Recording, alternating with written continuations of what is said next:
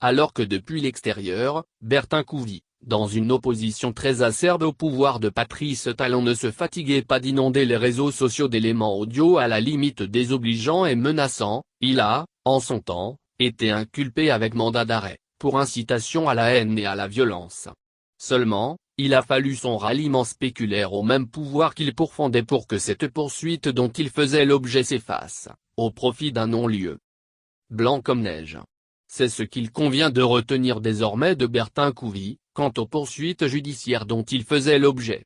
Opposant virulent dès les premières heures du pouvoir en place, le président de l'Alliance Iroquois s'est illustré sur les réseaux sociaux à travers ses nombreux messages audio, prédictions et menaces à l'encontre du régime de Patrice Talon.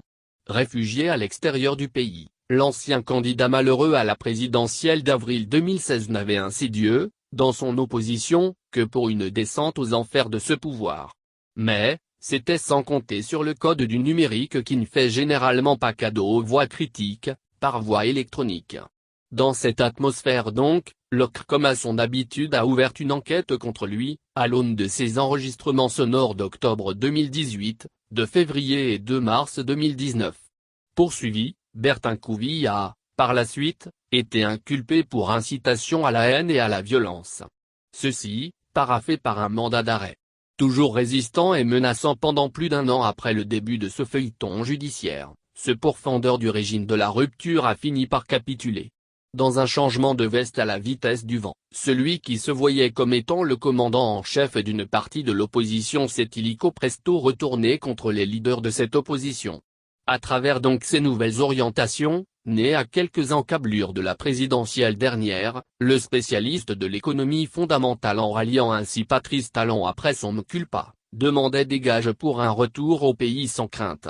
Gages qu'il a certainement obtenus, en foulant le sol béninois, mardi 23 mars 2021. Puisqu'une semaine après, celui qui était pourtant recherché par la justice béninoise a fini par être reçu par le chef de l'État.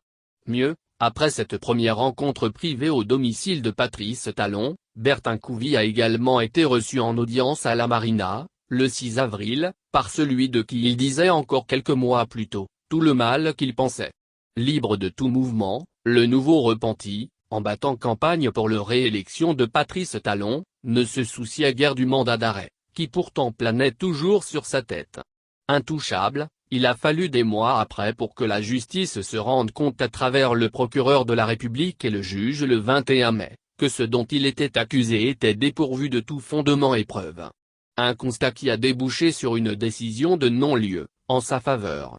Chose étrange car, Bertin Couvi a dû changer de discours, pour que les appréhensions à son encontre aussi changent et que les preuves contre lui disparaissent. Quand on sait qu'il existe d'autres exemples du genre à l'instar de ce cas de figure et que les commodités pareilles ne sont jamais observées chez les opposants poursuivis mais qui résistent, n'est-on pas en droit de se poser mille et une questions? Autrement, en se fiant à ces déroulés, la thèse d'une justice des uns et des autres, sous le régime de la rupture, n'est-elle pas plausible?